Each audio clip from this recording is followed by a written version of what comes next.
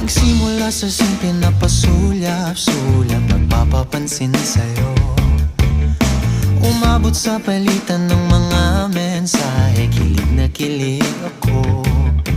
Kumusta, kain na, hello, magandang umaga. Ingat ka, pahinga, huwag kang masyadong magpupuyat pa. Naramdaman ng puso na dahan